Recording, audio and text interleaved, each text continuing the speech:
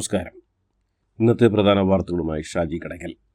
ഇന്ന് സെപ്റ്റംബർ 7 ഞായർ 2025 വാർത്തകളിലേക്ക്. IT മേഖലയിൽ ഇന്ത്യക്ക് പണി തരാനൊരുങ്ങി US president Donald Trump. US IT കമ്പനിയിൽ നിന്ന് ഇന്ത്യൻ IT കമ്പനിയിലേക്ക് നടത്തിവരുന്ന ഔട്ട്സോഴ്സിംഗ് നിർത്തലാക്കാനാണ് ട്രംപിന്റെ നീക്കമെന്ന് വിവിധ രാജ്യാന്തര മാധ്യമങ്ങൾ റിപ്പോർട്ട് ചെയ്യുന്നു.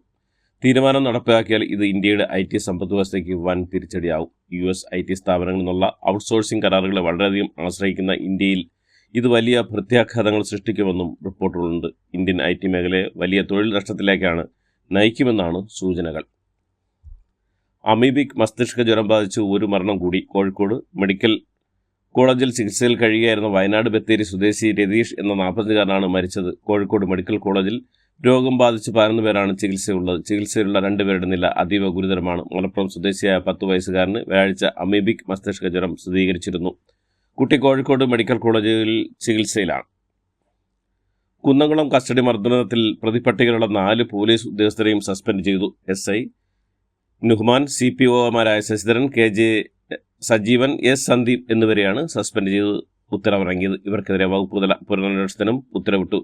എല്ലാ രേഖകളും ഹാജരാക്കാൻ IG രാജ്പാൽ മീണയാണ് ഉത്തരവിട്ടത്. കുന്നംകുളം കസ്റ്റഡി മർദ്ദനത്തിൽ പ്രതിപട്ടികയുള്ള 4 പോലീസ് ഉദ്യോഗസ്ഥരെ സസ്പെൻഡ് ചെയ്താൽ പോരാ, പിരിച്ചുവിടണമെന്ന് പ്രതിപക്ഷ നേതാവ് VD സതീശൻ.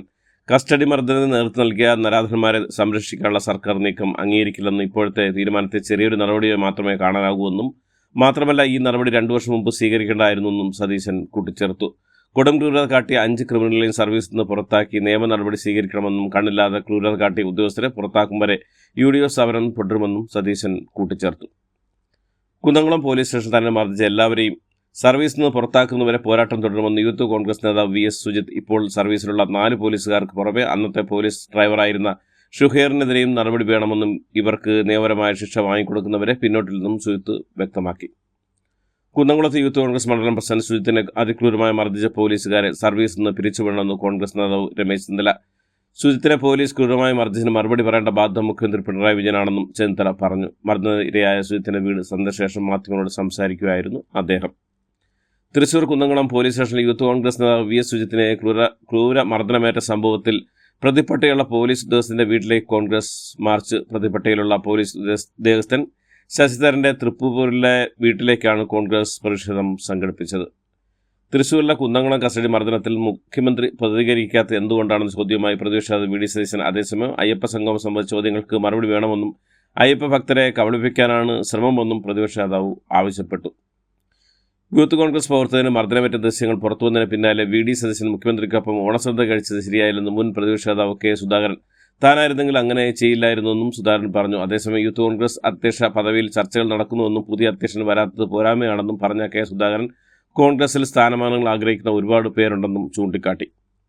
കുന്നംകുളം പോലീസ് സ്റ്റേഷനിലെ കസ്റ്റഡി മർദ്ദന ദൃശ്യത്തിന് പിന്നാലെ കേരളത്തെ ഞെട്ടിച്ച് പീച്ചി പോലീസ് സ്റ്റേഷനിലുള്ള പോലീസ് മർദ്ദനത്തിന്റെ ദൃശ്യങ്ങൾ. പീച്ചി പോലീസ് സ്റ്റേഷനിൽ 2020 നടന്ന മർദ്ദന ദൃശ്യങ്ങളാണ് പരാതിക്കാരൻ ഇപ്പോൾ പുറത്തുവിട്ടിരിക്കുന്നത്. Pattikkad Lalees food and hand hotel ഉടമ KP ഔസോപ്പാണ് 1.5 വർഷ നിയമ പോരാട്ടത്തിനൊടുവിൽ ലഭിച്ച മർദ്ദനത്തിന്റെ ദൃശ്യങ്ങൾ പുറത്തുവിട്ടിരിക്കുന്നത്. ദൃശ്യം പുറത്തു വന്നിട്ടും കുറ്റക്കാരായ പോലീസുകാർക്കെതിരെയുള്ള നടപടിക്കായി ഇപ്പോഴും നിയമ പോരാട്ടം നടത്തുകയാണ് അദ്ദേഹം. ഇന്ന് ശ്രീനാരായണ ഗുരുവിൻ്റെ 171ാമത് ജന്മദിനം ആഘോഷങ്ങളുടെ ഭാഗമായി ഭക്തർ ശിവഗിരി മഠത്തിലും ചെമ്പഴന്തി ഗുരുകുലത്തിലും ദർശനം നടത്തും. ശിവഗിരിയിൽ കേരള ഗവർണറും ചെമ്പഴന്തിയിൽ മുഖ്യമന്ത്രി ആഘോഷങ്ങൾ പരിപാടികൾ മുഖ്യാതിഥികളാവും. യൂത്ത് ലീഗ് സംസ്ഥാന ജനറൽ സെക്രട്ടറി PK ഫിറോസിനെ വെല്ലുവിളിച്ച് മുൻ മന്ത്രി KT ജലീൽ MLA. ബന്ധു നിയമന വിവാദത്തിൽ തനിക്കെതിരായ ലോകായുക്ത വിധി ജസ്റ്റിസ് ശ്രീ X ജോസഫിനെ സ്വാധീനിച്ച് നേടിയാണെന്നും അല്ലെന്നാണെങ്കിൽ ഫിറോസ് ഖുർആൻ തൊട്ട് സത്യം ചെയ്യണമെന്നും ഖുർആൻ ഉയർത്തി KT ജലീൽ വെല്ലുവിളിച്ചു. KPC ഡിജിറ്റൽ മീഡിയ സെല്ലിന്റെ തലപ്പത്തു നിന്ന് VT ബൽറാമിനെ മാറ്റും. BDയും ബീഹാറും എന്ന വിവാദ സോഷ്യൽ മീഡിയ പോസ്റ്റിന് പിന്നാലെയാണ് ഡിജിറ്റൽ മീഡിയ അഴിച്ചുപണിയാൻ KPCC തീരുമാനം. അതേസമയം പ്രതിപക്ഷ നേതാവ് ഉൾപ്പെടെയുള്ള പ്രധാന നേതാക്കൾക്കെതിരെ ഡിജിറ്റൽ മീഡിയ പ്രവർത്തിച്ചു എന്ന വിമർശനവും മാറ്റത്തിന് കാരണമാണ്. കേരളത്തിലെ ശിശുമരണ നിരക്ക് 5 കുറഞ്ഞുവെന്ന് ആരോഗ്യമന്ത്രി വീണ ജോർജ്. ഇന്ത്യയിലെ ഏറ്റവും കുറഞ്ഞ ശിശുമരണ നിരക്കാണിത്. ദേശീയ ശരാശരി 25 അമേരിക്കൻ ഐക്യനാടുകളിലെ ശിശുമരണ നിരക്ക് 5.6 പറഞ്ഞ മന്ത്രി US-ന്റെ ശിശുമരണ നിരക്കിനേക്കാൾ കേരളത്തിലെ ശിശുമരണ നിരക്ക് കുറഞ്ഞിരിക്കുകയാണെന്നും പറഞ്ഞു. കണ്ണൂർ ആയിക്കരയിലെ മത്സ്യത്തൊഴിലാളി സഹകരണ സംഘത്തിൽ വ്യാജ വായ്പാ തട്ടിപ്പ്. 20 വർഷം മുമ്പ് മരിച്ചവരെ പോലും ജാമ്യക്കാരാക്കി ചിത്രീകരിച്ചാണ് തട്ടിപ്പ് നടന്നത്. സെക്രട്ടറിയും ഭരണസമിതി അംഗങ്ങളും ചേർന്നുള്ള സംഘടിത കൊള്ളയാണ് നടന്നതെന്ന് ഫിഷറീസ് വകുപ്പിന്റെ അന്വേഷണ റിപ്പോർട്ടിൽ പറയുന്നു. CPM നേതൃത്വത്തിലുള്ള ഭരണസമിതി അംഗങ്ങൾക്കെതിരെ പേരിനൊരു കേസെടുത്തല്ലാതെ പോലീസിൻ്റെ ഭാഗത്തുനിന്ന് കാര്യമായ നടപടികളൊന്നും ഉണ്ടായിട്ടില്ല. പോലീസിനെതിരെ CPM ലോക്കൽ സെക്രട്ടറിയുടെ ഫേസ്ബുക്ക് പോസ്റ്റ് കൊല്ലം കടലൂർ പോലീസ് കൈയേറ്റം ചെയ്തതെന്ന് നെടുമ്പന നോർത്ത് ലോക്കൽ സെക്രട്ടറി സജീവാണ് ആരോപണം ഉന്നയിച്ചത്. ഒരു കേസിന്റെ മധ്യസ്ഥ ചർച്ചയ്ക്ക് എത്തിയ തന്നെ CA കാരണമില്ലാതെ ഉപദ്രവിച്ചുവെന്ന് സജീവ് പറയുന്നു. ഇത് പാർട്ടി വിരുദ്ധ പോസ്റ്റ് അല്ലെന്നും ഇതിന്റെ പേരിൽ സ്ഥാനങ്ങൾ നീക്കം ചെയ്താൽ കുഴപ്പമില്ലെന്നും ലോക്കൽ സെക്രട്ടറി കുറിച്ചു. പോലീസ് കൈയേറ്റം ചെയ്തെന്ന് ഫേസ്ബുക്കിൽ പോസ്റ്റിട്ട CPM ലോക്കൽ സെക്രട്ടറി മാധ്യമങ്ങളോട് സംസാരിക്കെ വിലക്കുമായി CPM പ്രവർത്തകർ. കൊല്ലം നെടുമ്പന ലോക്കൽ സെക്രട്ടറി സജീവിനെയാണ് മാധ്യമങ്ങളോട് സംസാരിക്കുന്നതെന്ന് പാർട്ടി പ്രവർത്തകർ ബലം പ്രയോഗിച്ച് വിലക്കിയത്. പറഞ്ഞത് മതിയെന്നും ആരും ഇനി വീഡിയോ ഓണാക്കരുതെന്നും പറഞ്ഞ പ്രവർത്തകർ സജീവിനോട് ഇനി സംസാരിക്കരുതെന്നും പറഞ്ഞു. ഇത് പാർട്ടിയുടെ തീരുമാനമാണെന്നും പറഞ്ഞായിരുന്നു വിലക്ക്.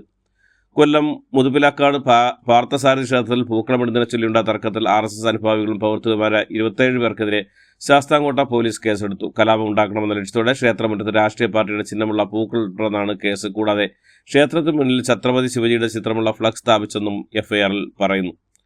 ട്രാൻസ്ജെൻഡർ സമൂഹത്തിന് സംസ്ഥാന സർക്കാർ നൽകാനുള്ള ധനസഹായം നൽകിയില്ലെങ്കിൽ അടുത്ത ഓണത്തിന് മുമ്പ് കരുവന്നൂർ മോഡൽ സമരം ആരംഭിക്കുമെന്ന് കേന്ദ്രമന്ത്രി സുരേഷ് ഗോപിയുടെ മുന്നറിയിപ്പ്. തിരുവനന്തപുരത്ത് ട്രാൻസ്ജെൻഡേഴ്സിനോടൊപ്പമുള്ള ഓണാഘോഷത്തിൽ പങ്കെടുത്ത് സംസാരിക്കുകയായിരുന്നു അദ്ദേഹം. ഓപ്പറേഷൻ സിന്ദൂർ എന്ന പേരിൽ പൂക്കളം ഒരുക്കുന്നതിന് കേരള പോലീസ് FIR ഇട്ട നടപടിക്കെതിരെ രൂക്ഷ വിമർശനവുമായി BJP സംസ്ഥാന അധ്യക്ഷൻ രാജീവ് ചന്ദ്രശേഖർ രംഗത്ത്.